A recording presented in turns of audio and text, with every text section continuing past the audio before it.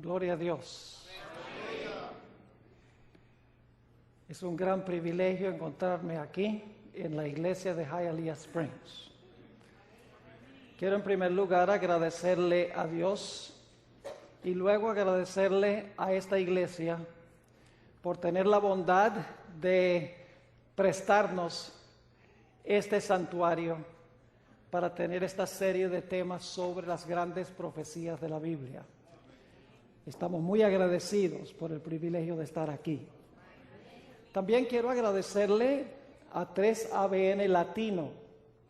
No tengo duda alguna, mis hermanos y hermanas, que Dios ha levantado a 3ABN para esta época. Presentan programación distintiva de la Iglesia Adventista. Una programación especial, con un mensaje especial para este tiempo. Debemos siempre estar agradecidos porque Dios ha levantado a 3ABN y 3ABN Latino para mantener en alto nuestro mensaje especial para este tiempo. Antes de estudiar la palabra del Señor, queremos tener una palabra de oración, aunque sea orado allá, no podemos orar demasiado. Así que les invito a inclinar sus rostros y vamos a orar. Nuestro Padre y nuestro Dios, te damos gracias por el privilegio de encontrarnos en tu casa. Gracias porque nos has dado las profecías de la Biblia, donde podemos tener certeza de que el Dios que actuó es el mismo Dios que actuará. Padre, bendice nuestro estudio de hoy. Abre mentes y corazones. Te damos gracias por escuchar nuestra petición, porque te lo pedimos en el precioso nombre de tu Hijo, Cristo Jesús. Amén. Los libros de Daniel y Apocalipsis están repletos de lenguaje simbólico. Hombres metálicos, bestias salvajes, cuernos misteriosos que hablan, acciones extrañas, tales como comerse un libro que es dulce en la boca y amargo en el vientre. Números misteriosos llenan las páginas de estos libros apocalípticos. Obviamente, a fin de entender estos libros, es necesario descifrar o descodificar el lenguaje simbólico que se emplea. Y esa es una tarea que exige mucho estudio, una tarea compleja, descifrar o descodificar estos símbolos que se encuentran en Daniel y Apocalipsis. En contraste con las secciones apocalípticas de Daniel y Apocalipsis, están las historias que encontramos en la primera mitad del libro de Daniel. Historias sencillas, fáciles de entender. ¿Quién no puede recordar, si ha sido adventista toda la vida, la historia de los 3 jóvenes que fueron librados del horno de fuego? Es una historia sencilla, una historia fácil de comprender. ¿Quién podría olvidar la historia de Daniel cuando fue echado al foso de los leones? Desde el tiempo que estuvimos en la escuela sabática, hemos estudiado estas historias sencillas, claras, y sin embargo con un clímax espectacular. Es decir, que hay una diferencia entre las secciones apocalípticas de Daniel y del libro de Apocalipsis y las historias que encontramos en la primera mitad del libro de Daniel. No obstante, es importante que recordemos que estas historias que encontramos en el libro de Daniel, que se encuentran en el capítulo 1, el capítulo 3, 4, 5 y 6, son más que historias que ocurrieron en un lejano pasado. En realidad, las historias del libro de Daniel ilustran las profecías del mismo libro. Es decir, que las historias de Daniel aclaran el lenguaje simbólico que se encuentra en las partes apocalípticas del libro. Las historias descodifican los símbolos, descifran los símbolos que se encuentran, por ejemplo, en Daniel 2 y en Daniel 7. Es decir, las historias de Daniel 1, Daniel 3, 4, 5 y 6 son tipos locales y literales de eventos que sucederán a nivel mundial y en forma espiritual al final del tiempo. Es decir, que las historias no son solamente historias. Las historias también son profecías, pero son profecías escritas en forma de historia. Las historias, en otras palabras, ilustran las profecías apocalípticas de Daniel y de Apocalipsis.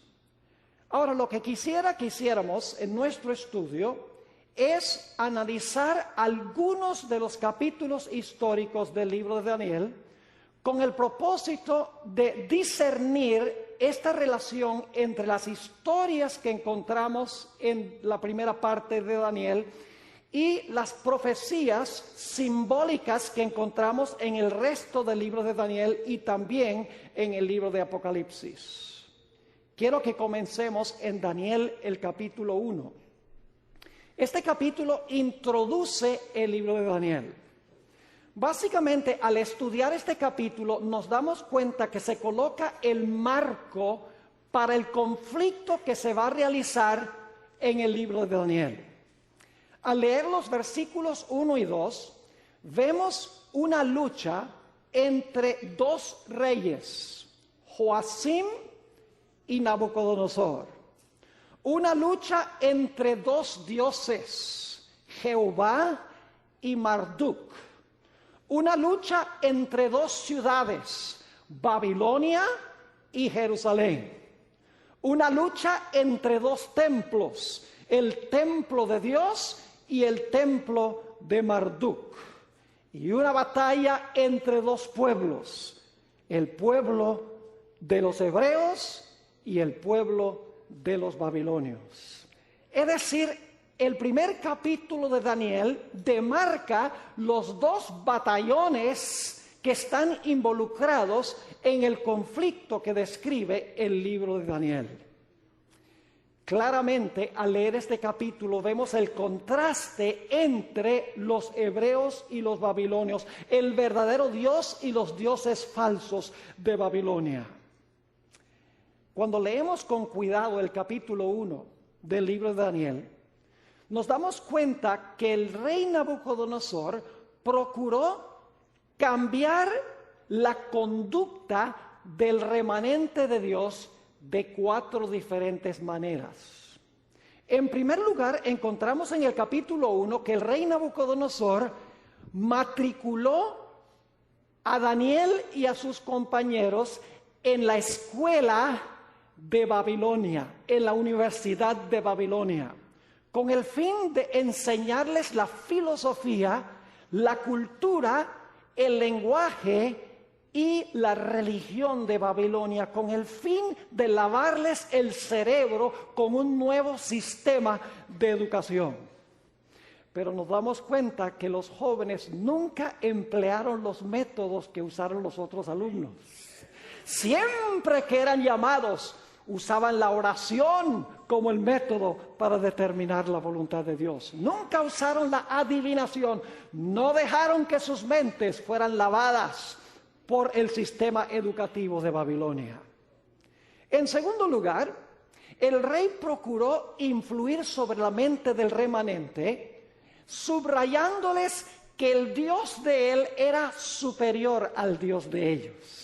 El espíritu de profecía dice que el rey le declaró a los jóvenes: si el Dios de ustedes es más grande que el Dios mío, ¿por qué es que ustedes están cautivos y yo soy el soberano? Daniel 1, 1 y 2 dice claramente que Jehová entregó a estos jóvenes en manos del rey. pero las apariencias indicaban que el dios Marduk era más poderoso que Jehová porque sus siervos estaban cautivos en Babilonia. La tercera forma en que el rey procuró influir sobre la mente del remanente de Dios fue transformando su dieta. Dice que el rey estableció qué iban a comer y qué iban a beber. Pero los jóvenes dijeron, no, nosotros comemos y bebemos lo que Dios manda en su palabra. Rehusaron beber el vino de Babilonia, un tema que reaparecerá en el libro de Apocalipsis. En cuarto lugar, el rey procuró influir sobre las mentes del remanente a través del cambio de sus nombres. Los nombres de los jóvenes eran nombres hebreos, nombres que glorificaban y honraban al Dios verdadero. Pero el rey le cambió los nombres, lo pueden leer en el capítulo 4 y el versículo 8, en honor de los dioses de Babilonia, porque tenía el propósito de que mientras ellos escucharan esos nombres vez tras vez, llegasen a reflejar las características de Babilonia y específicamente de los dioses de Babilonia. Es decir, había un programa específico de parte de Babilonia para cambiar el modo de pensar del remanente de Dios, llevándolos en primer lugar a estudiar en la escuela de Babilonia para cambiar su filosofía de la vida. En segundo lugar, subrayando que el Dios de Babilonia era superior al Dios de Israel. En tercer lugar, llevándolos a beber el vino de Babilonia con el fin de entorpecer su mente y luego cambiándoles los nombres. En la Biblia el nombre es un indicio del carácter. Pero el capítulo 1 nos dice que aunque el rey hizo todas estas cosas, no le pudo cambiar la forma de pensar del remanente. Porque el remanente era fiel a Dios. Dice la Biblia que Daniel, y podemos entender que también sus compañeros, propusieron en su corazón que no se iban a contaminar con Babilonia. Decidieron desde los días de su juventud que iban a ser fieles a Dios, aún a riesgo de la muerte. Es decir, en el capítulo 1 ya descubrimos las características entre Babilonia y el remanente. El remanente de Dios va a ser fiel en las cosas grandes, en las cosas pequeñas, y van a mantener su mente separada de la contaminación del mundo. Van a ser fieles a Dios aunque se desplomen los cielos. Ahora queremos ir al capítulo 3. Vamos a ver si determinamos la conexión entre el capítulo 3 y el cumplimiento final de las profecías. En realidad, Daniel, el capítulo 3, prefigura o ilustra en forma de historia Apocalipsis, el capítulo 13 y los versículos 11 al 18. Es decir, que Apocalipsis 13, 11 al 18 tiene una serie de símbolos. Pero la historia de Daniel 3 es una ilustración en forma de historia de esos símbolos. Es decir, que cuando ponemos la historia con los símbolos podemos entender el significado de los símbolos. Vamos a mirar algunas características que encontramos en el capítulo 3 de Daniel que se relacionan con el conflicto final. En primer lugar, nosotros sabemos que el rey no le gustó la perspectiva de la historia que había presentado Dios en Daniel 2. En Daniel 2, Dios había dicho que Babilonia iba a ser el primer reino, después se iban a levantar los medos y los persas, luego los griegos y luego entonces Roma. Roma se iba a dividir en 10 reinos, luego iba a salir un cuerno pequeño, etcétera. A Nabucodonosor no le gustó nada esa perspectiva de la historia porque él pensaba que su reino iba a ser eterno. Y por lo tanto en el capítulo 3 nos dice que Nabucodonosor levantó una imagen no con diferentes metales, sino que levantó una imagen completamente de oro. Estaba desafiando la perspectiva que tenía Dios de la historia. Estaba diciendo, la historia no se va a desarrollar como Dios dice que se va a desarrollar. Ahora, ¿qué elementos comunes tenemos entre Daniel 3 y Apocalipsis el capítulo 13? Voy a relatar algunos de esos aspectos y enseguida vamos a ver la conexión entre la historia y el lenguaje profético del capítulo 13. En ambos capítulos, tanto en Apocalipsis 13 como en Daniel el capítulo 3, hay una bestia. Yo pregunto, ¿por un tiempo Nabucodonosor vivió como bestia? La Biblia dice que Nabucodonosor vivió como bestia por un periodo de 7 años. Y luego, Nabucodonosor levantó una ¿qué? Levantó una imagen. Enseguida empezamos a captar algo interesante aquí. Bestia, imagen. ¿A dónde en la Biblia encontramos tal simbología? En Apocalipsis el capítulo 13. Es decir, en ambos capítulos tenemos una bestia, tenemos una imagen y también en ambos capítulos hay números misteriosos. En Daniel el capítulo 3 tenemos las dimensiones de la estatua de Nabucodonosor. Medía 6 codos de ancho por 60 codos de alto. No tengo tiempo para cubrirlo, pero detrás de esos números, en la astrología que tenían los babilonios, se encuentra escondido el número 666, que en la antigüedad se le denominaba el gran número del sol. Es decir, que cuando se arrodillaron las personas para adorar la imagen, estaban honrando al dios sol. Por eso es que la imagen era de oro. En la antigüedad la gente adoraba ídolos de oro porque representaban el sol y adoraban ídolos de plata porque representaban a la luna, porque la luna es color plateado. Es decir, le estaban rindiendo homenaje al dios sol cuando se arrodillaron ante esa imagen. En ambos capítulos hay números misteriosos.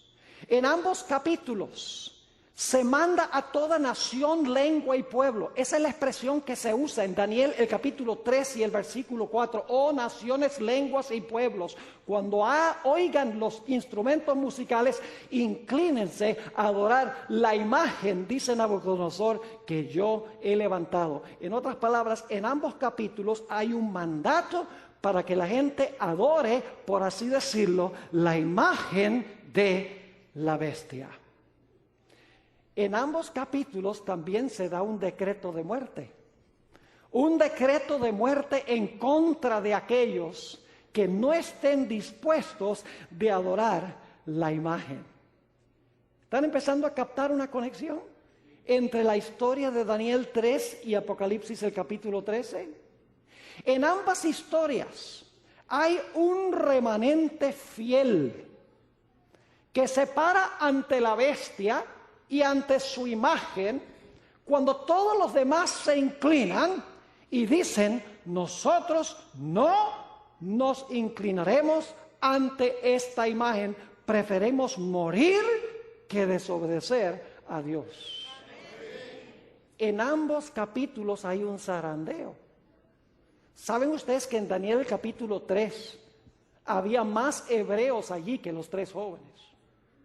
Porque en el capítulo 1 nos dice que fueron llevados a Babilonia muchos varones hebreos. Fueron llevados para servir en la corte del rey. Y sin embargo, en el valle de Dura, solamente 3 de esos jóvenes se mantuvieron en pie. Hubo un zarandeo. La mayoría, inclusive del pueblo de Dios, se inclinó ante la imagen que había levantado el rey Nabucodonosor. En ambos capítulos el conflicto tiene que ver con la ley de Dios y con la adoración.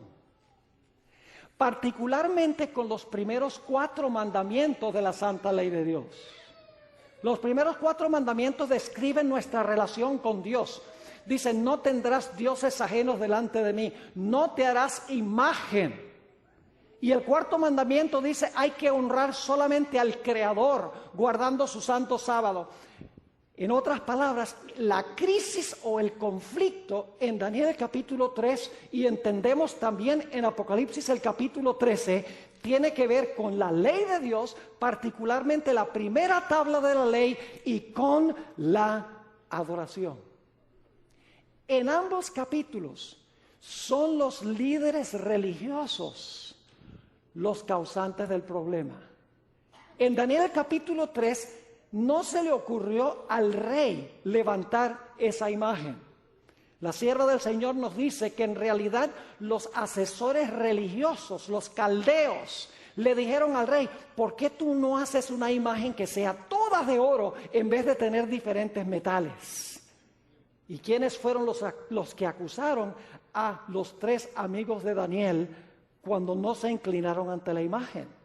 Dice en Daniel capítulo 3 que fueron los caldeos, es decir, los líderes religiosos influyeron sobre el dirigente político para acusar a los que no estuvieron dispuestos de practicar falsa adoración. Es interesante notar la ira que manifestó el rey cuando el remanente rehusó inclinarse ante la imagen de la bestia, por así decirlo. La sierva del Señor, en Signs of the Times, mayo 6, 1897, dice que cuando Nabucodonosor declaró las palabras, ¿y qué Dios os librará de mis manos? Y ahora cito, ella dice, con la mano levantada en desafío contra Dios, fue que el rey pronunció esas palabras. Es más, dice ella, y vio el rostro de Nabucodonosor en visión, dice ella algo en cuanto al rostro de Nabucodonosor, cuando descubrió que había un pequeño remanente que rehusaba adorar la imagen que él había levantado. En el comentario bíblico adventista, tomo 4, página 1179, dice ella, características satánicas hicieron que su rostro pareciera como el rostro de un demonio. Y con toda la fuerza que podía decretar, ordenó que el horno fuera calentado 7 veces más que lo acostumbrado. Estaba enfurecido, porque había un grupo que había escogido obedecer los mandamientos de Dios y adorar solamente al verdadero Dios. En esta historia encontramos una unión entre el poder religioso y el poder civil. Son los ministros de la época que influyen sobre el rey para que el rey dé este decreto de adoración y dé el decreto de muerte. Es decir, el poder civil no es el originador de este asunto. Los originadores son los dirigentes religiosos. En este capítulo nos damos cuenta que la naturaleza del conflicto final no tiene que ver con petróleo del Medio Oriente, no tiene que ver con los judíos en contra de los palestinos y los árabes. El conflicto final va a tener que ver con la santa ley de Dios, particularmente la primera tabla de la ley de Dios. Y va a estar involucrado el poder político con el poder religioso para imponer la adoración. Es interesante leer lo que dice el espíritu de profecía en cuanto a la liberación de los 3 jóvenes del horno de fuego. ¿Saben ustedes? El héroe de esta historia no es ni más ni menos que Cristo Jesús. Yo recuerdo cuando estaba creciendo en los departamentos de escuelas sabáticas, se nos decía que debíamos ser como los 3 amigos de Daniel. Pero ¿saben algo? Aún con el carácter de los 3 amigos de Daniel, si Cristo no hubiera venido al horno, hubieran quedado asados. ¿No es así? Claro que sí. El héroe en el clímax de la historia es Cristo Jesús. Viene en persona a librar a su remanente que es fiel a Dios. Ahora ustedes notan que el horno fue calentado 7 veces más. Yo no creo que Nabucodonosor tenía un termómetro. No creo que existían en esa época. Lo que quiere decir es que el horno fue calentado al máximo, hasta su totalidad, donde no se podía calentar más. Yo pregunto, Daniel, los 3 compañeros de Daniel, su fe fue probada severamente. ¿Pasaron ellos por una tribulación cual no habían visto desde que habían vivido? Claro que sí. Es decir, pasaron por una tribulación relacionada con el número 7. ¿Pueden ustedes pensar de un terrible periodo de tribulación al final de la historia que está relacionado con el número 7? En el libro de Apocalipsis se mencionan las 7 postreras plagas, cuando se derrama en su totalidad la ira de Dios. Pero la Biblia nos dice que el Señor Jesucristo intervendrá para proteger a su pueblo. Es decir, el horno de fuego representa la aflicción por la cual pasará el pueblo de Dios durante el tiempo de angustia, cuando se paren ante la bestia y su imagen, siendo fieles a Dios. En el Conflicto de los Siglos, página 679, encontramos esta comparación entre el horno en Daniel 3 y lo que representa el horno hoy en día. Hablando del remanente, dice ella, su aflicción es grande. Está hablando ahora de la relación entre Daniel 3 y el remanente final. Dice, su aflicción es grande. Las llamas del horno parecen estar a punto de consumirlos, pero el refinador los sacará como oro purificado por el fuego. El amor de Dios para con sus hijos durante el periodo de su prueba más dura es tan grande y tan tierno como en los días de su mayor prosperidad. Pero necesitan pasar por el horno de fuego.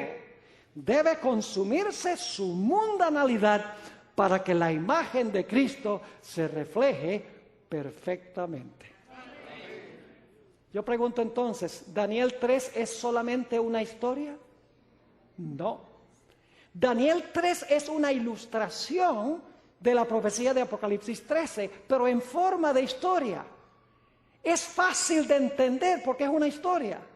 Lo único que tenemos que hacer entonces es ir a Apocalipsis el capítulo 13 y conectarlo con Daniel 3 para entender exactamente cómo se va a desenvolver el conflicto final.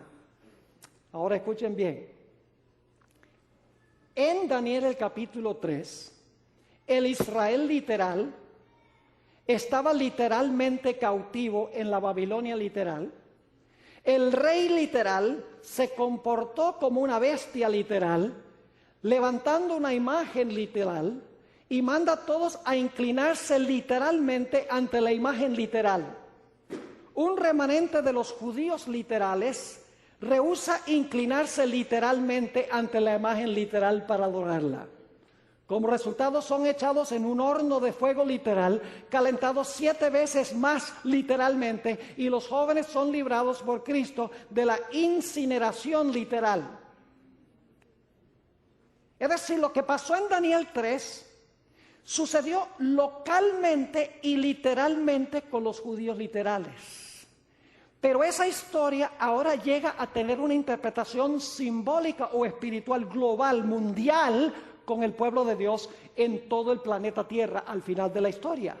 Ya Babilonia no es Babilonia literal, Babilonia es un sistema mundial.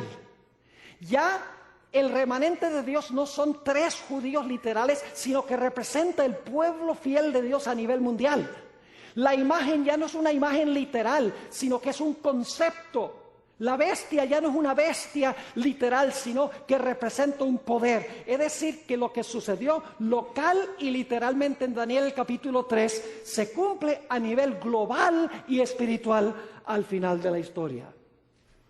La sierva del Señor tiene una cita muy interesante que se encuentra en el tomo 14 de un documento, un libro que se llama Manuscript Releases, página 91, donde ella hace una conexión muy interesante.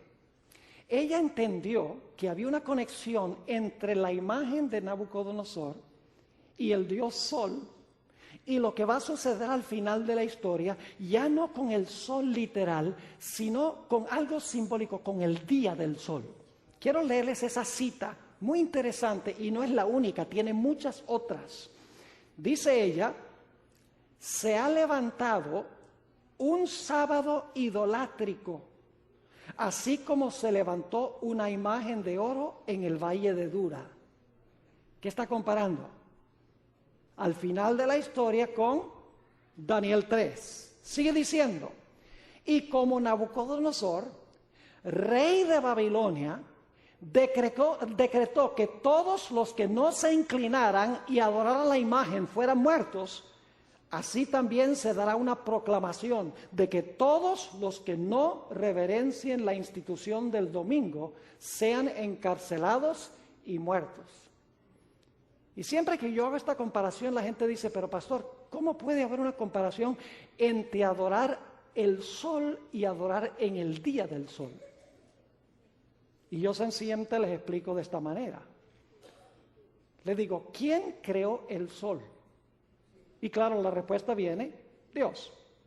¿Lo creó para la adoración? No. ¿Qué pasa si usted convierte el sol en un objeto de adoración? ¿Cómo se llama eso? Idolatría. Ahora yo pregunto, ¿quién creó el primer día de la semana? Dios. ¿Lo creó para la adoración? Entonces, ¿qué sucede si usted lo convierte en un día de adoración? Idolatría. Porque cualquier cosa que el hombre crea para la adoración, que Dios no hizo para la adoración, es idolatría. No importa si es un objeto o si es un día. El principio es igual. Así que sabemos cuál va a ser la crisis final. Ahora vamos a Daniel, el capítulo 5. Esta historia de la caída de Babilonia. Y vamos a avanzar un poquito más rápido porque el reloj no perdona. El mayor enemigo en la televisión es el reloj. Porque como que marcha el doble de rápido. Pero vamos a Daniel, el capítulo 5. Daniel 5 es la base para entender Apocalipsis, el capítulo 17. Es decir, que entendemos Apocalipsis 17 de una forma mucho más fácil si entendemos la historia de Daniel, el capítulo 5. Permítame hacer los paralelos. En ambos capítulos, Babilonia está sentada sobre las muchas aguas del río Éufrates. Babilonia antigua estaba sentada sobre el río Éufrates. En Apocalipsis dice que la ramera que se llama Babilonia está sentada sobre ¿qué? Muchas aguas. Pero fíjense que en el Antiguo Testamento eran aguas literales. Mientras que al final de la historia las aguas son simbólicas. ¿Representan qué cosa? Naciones, tribus, lenguas y pueblos. Ahora, porque Babilonia estaba sentada sobre el río Éufrates, esa era su fuente de seguridad y de apoyo. Es decir, mientras el río fluía por la ciudad se sentía absolutamente segura. Ahora, mientras la ciudad estaba sitiada, la Biblia nos dice que Belsasar celebró un banquete. Y en el banquete le dio vino fermentado a los que estaban presentes en los vasos sagrados. Es más, dice la Biblia que estaba bebiendo vino antes de que mandara a traer los vasos sagrados. Es decir, el vino no permitió que el rey Belsasar pudiera distinguir entre lo que es santo y lo que es común. El efecto del vino no le permitió distinguir entre lo sagrado y lo que no es sagrado. Yo pregunto, ¿en el libro de Apocalipsis se menciona también vino? El vino del furor de su fornicación, que le da también a las naciones. Y como resultado de beber el vino, el mundo no va a poder distinguir entre lo que es ¿qué? Entre lo que es santo y lo que es común. Y saben que Daniel el capítulo 5 muestra lo que sucede cuando se bebe vino. Se demuestra que no es capaz de distinguir lo santo de lo común. Pero hay otra historia bíblica que ilustra el mismo principio. La historia de Nadab y Abiú. Nos dice allí que Nadab y Abiú bebieron vino. Y como resultado de eso, le presentaron a Dios fuego común como si fuera santo. En Daniel el capítulo 5 tenemos el lado contrario de la moneda. El rey Belsasar presenta lo que es santo y lo usa como si fuera ¿qué? Como si fuera común. Es decir, el vino no permite distinguir lo santo de lo común. Ahora yo pregunto, ¿cuál día santificó Dios y estableció Dios como un día santo? El sábado. ¿Pero qué hace el mundo cristiano? El mundo cristiano le pone al sábado cualidades seculares. Mientras que toma un día secular y se lo presenta a Dios como si fuera ¿qué? Como si fuera santo. Y todo viene como resultado del efecto del vino de Babilonia. No es vino literal ya, sino que es un vino simbólico, sus falsas enseñanzas y sus falsas doctrinas. Es decir, que el rey Belsasar, en esa noche fatídica, no pudo distinguir entre lo santo y lo común porque estaba bajo la influencia del vino. Los medos y los persas estaban fuera de la ciudad. Se sentía segura Babilonia porque tenía ese río de apoyo que fluía por en medio de la ciudad. Y ustedes notan que después que Belsasar y los que estaban con él bebieron el vino, practicaron idolatría y falsa adoración. Ese es el resultado ineludible y final. En Daniel capítulo 5, ¿ustedes recuerdan la escritura sobre la pared donde Dios anunció que Babilonia iba a caer esa misma noche? En el libro de Apocalipsis nos dice que lo mismo va a suceder con la Babilonia final. El que es justo sea justo todavía. El que es limpio sea limpio todavía. El que es santo sea santo todavía. El que es injusto sea injusto todavía. El que es inmundo sea inmundo todavía. Es decir, que va a haber un decreto divino que va a cerrar la puerta de la gracia antes de que venga la destrucción final. En ambos capítulos, el pueblo de Dios es libertado por alguien que viene del oriente. Saben que la Biblia dice que Ciro vino a la ciudad de Babilonia del oriente para liberar al pueblo de Israel que se encontraba cautivo allí. ¿Y qué fue lo que hizo Ciro? Nos dice la historia y también el libro de Jeremías que Ciro secó el río Éufrates, lo desvió y el cauce del río quedó seco. Las tropas de los medos y los persas pudieron entrar por el cauce seco del río y como resultado Babilonia cayó.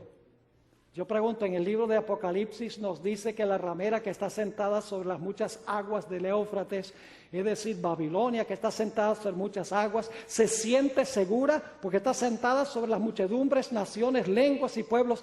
Yo pregunto, ¿la Biblia nos dice que va a llegar el momento en que se van a secar las aguas? Claro que sí. En la sexta plaga dice que las aguas de ellas se secaron para preparar el camino para los reyes que vienen ¿de dónde? Que vienen del oriente. La liberación viene también del oriente. Cristo y sus ángeles viniendo a librar a su pueblo del cautiverio que han tenido en Babilonia. Es decir, que Daniel, el capítulo 5, es sencillamente un relato histórico que ilustra lo que va a suceder al final de la historia a nivel global y a nivel espiritual. Vamos a resumir el contenido del capítulo 5. En la noche fatídica de la caída de la Babilonia literal, el rey literal estaba bebiendo vino literal en copas literales, adorando ídolos literales, cuando hubo una escritura literal sobre una pared literal que pronunció la caída de Babilonia literal, cuando Ciro vino del oriente literal, secó el río Éufrates literal y así cayó Babilonia literal y fue librado Israel literal. Pero lo que fue literal en la historia se cumple a nivel global con el Israel espiritual al final de la historia. Ya el vino no es vino, ya no es Ernest and Julio Gallo, no es vino literal. Ya la ramera no es una ramera literal, Babilonia no es una ciudad literal. El remanente no son judíos literales, el río no es un río literal, el secamiento no es un secamiento literal, pero la historia nos da el tipo para entender el antitipo, nos da la historia literal para entender lo que va a suceder al final de la historia a nivel global y espiritual. ¿Están entendiendo el principio?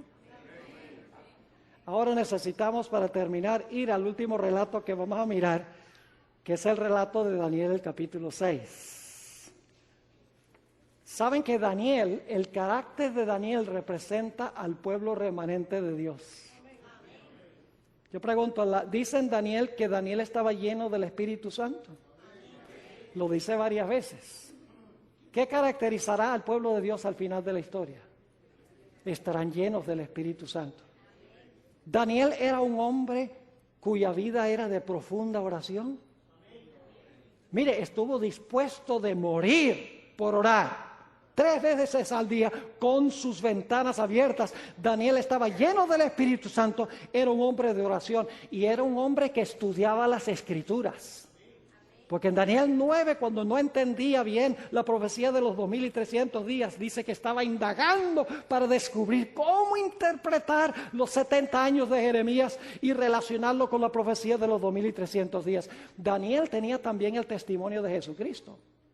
Es más, muchas de las cosas que sucedieron con Daniel cuando estaba en visión, sucedieron con Elena G. de White. Por ejemplo, no respiraba y tenía fuerza sobrenatural. Tenía el testimonio de Jesucristo como lo tiene el remanente de Dios en los últimos días. Además de eso, Daniel estaba profundamente interesado en la profecía de los 2300 días, entender la profecía de los 2300 días. Yo pregunto, ¿cuál era la pasión de Elena G. de White, por lo menos al comienzo, después del chasco? Era su deseo entender la profecía de los 2300 días. Daniel también era fiel en su vida diaria. Cuando vino el momento en que lo acusaron, no pudieron hallar nada en que pudieran acusarlo en el cumplimiento de sus deberes diarios. Era responsable no solamente en los aspectos religiosos, sino en su vida secular. Nota lo que dice Daniel, el capítulo 6 y el versículo 4. Daniel 6 y el versículo 4, hablando de la actitud de los enemigos, dice: entonces los gobernadores y sátrapas buscaban ocasión para acusar a Daniel en lo relacionado al reino, mas no podían hallar ocasión alguna o falta, porque él era fiel y ningún vicio ni falta fue hallado en él. Eso caracterizará al pueblo de Dios en el tiempo del fin. Como no podían hallar en Daniel ninguna falla en desobedecer los últimos 6 mandamientos de la ley de Dios, dijeron: tenemos que hallar la acusación en los primeros 4. Nota lo que dice Daniel, el capítulo 6 y el versículo 5. Fíjese que en todos estos capítulos tiene que ver con adoración, ¿sí o no?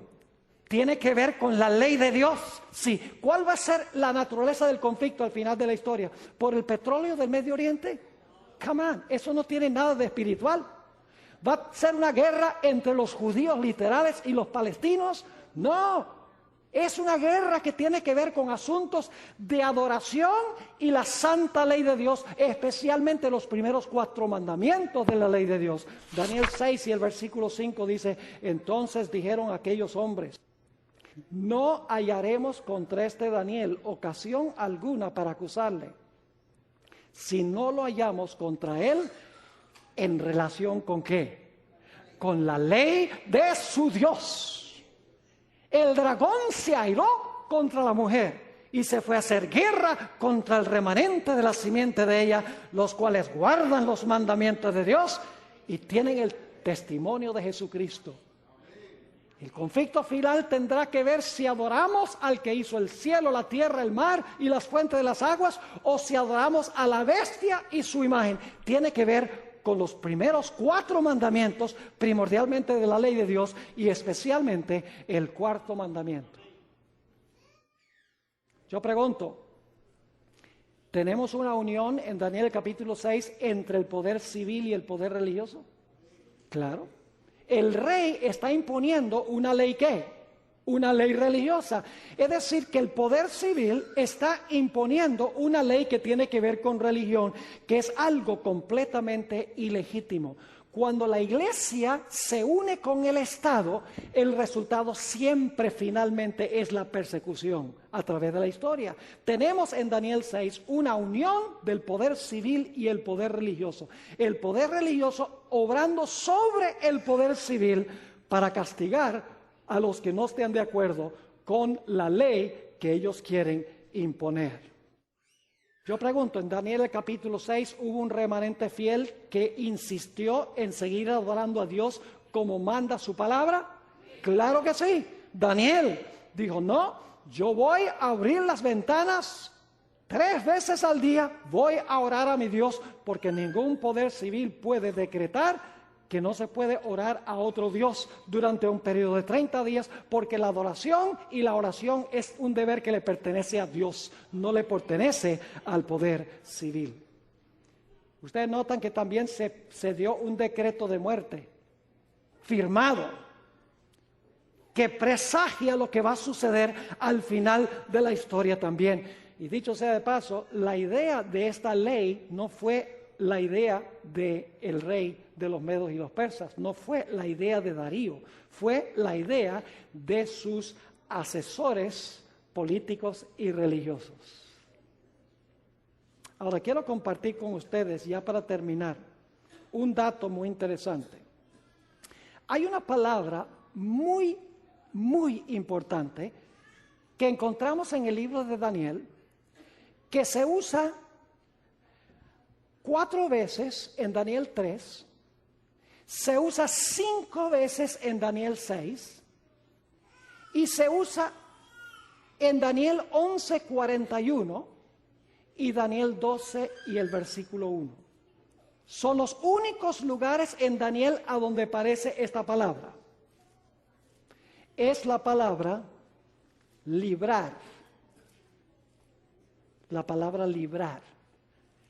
El hecho de que esta palabra aparece solamente en Daniel el capítulo 3, en Daniel el capítulo 6 y en Daniel el capítulo 12 indica claramente que estos capítulos están interconectados.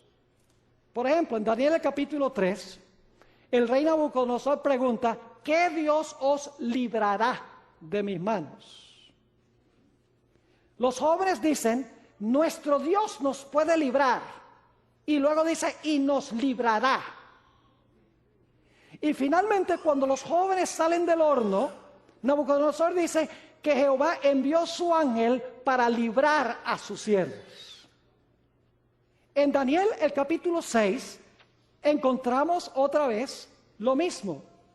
Encontramos la idea de que Dios es un Dios que libra.